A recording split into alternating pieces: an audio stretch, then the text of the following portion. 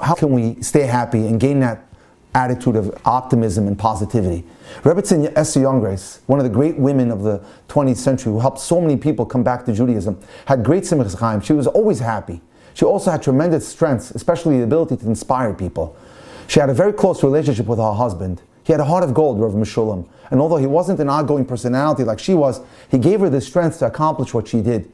When he passed away in 1996, she was very broken. In her book, Life is a Test, she writes that after her husband's death, she couldn't even look at the papers he had left behind. It was too painful to see his handwriting. One of their children eventually went through those papers and found what they realized was Rabbi Youngerite's message to his wife. A thought that enabled her to read the rest of his papers and that carried her through the rest of her life. Rav Youngerit had written, a long life is not good enough, but a good life is long enough. Again, a long life is not good enough, but a good life is long enough.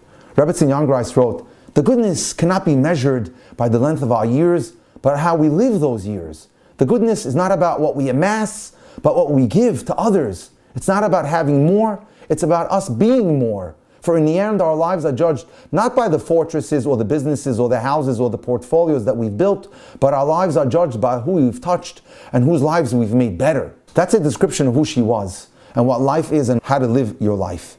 Not having more, but being more is key.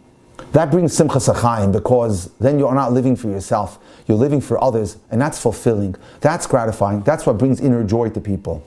Rabbi Itzel Volozhiner, the son of Chaim Volozhiner, the man who was the prime student of the Vilna Gaon, who started the first modern-day yeshiva, wrote the introduction to his father's book, Nefesh HaChaim. He states there that his father always gave him musar, or tried to help him by mastering his conduct, if he didn't become involved in the problems of others, because as his father said, his father would get upset at him if he didn't help others. Because his father would say, this is what man is all about. You were not created for yourself. You were created in this world to help others, to give of yourself, to give of your talents and skills. Every one of us is created with certain talents, but God didn't give us those talents to become rich and famous. God gave them to us to use to help others, to better society. That's what the Rebbetzin was saying. You want simchas chaim, you want to be happy, and you want to stay there? Then stop thinking about yourself and start thinking about others.